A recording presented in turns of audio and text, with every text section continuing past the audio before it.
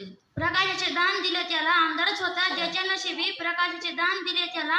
मानावे किती उपकार बाबासाहेब तुमचे, मानावे किती उपकार बाबासाहेब तुमचे. तुम्हीच देशाला संविधान दिले, तुम्हीच देशाला संविधान दिले.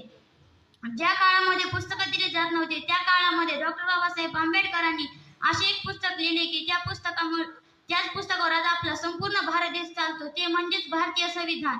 भारतीय संविधानाचे जनक, भारतीय राज्यघटनेचे शिल्पकार डॉक्टर बाबासाहेब आंबेडकरांना मनोभावे प्रणाम करून मी माझ्या भाषणाला सुरुवात करते. मैत्रिणींनो, 26 नोव्हेंबर म्हणजे भारतीय इतिहासातील सोनेरी दिवस. कारण त्याच दिवशी डॉक्टर बाबासाहेब आंबेडकरांनी 2 वर्ष 11 महिने 18 दिवस रात्रीचा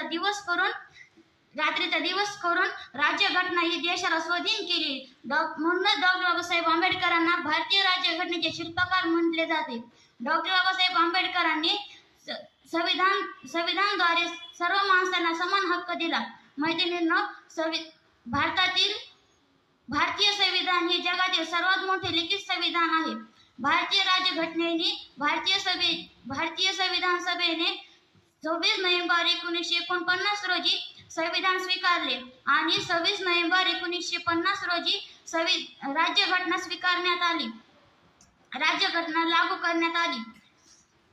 भारत सरकारने 2015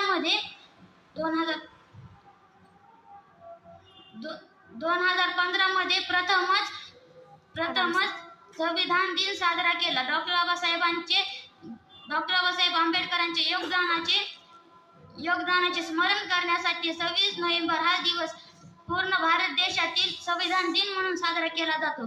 जाता एवढेच बोलेल, संविधान लिहिले असे की चंद्र सूर्य असेपर्यंत मिटणार नाही.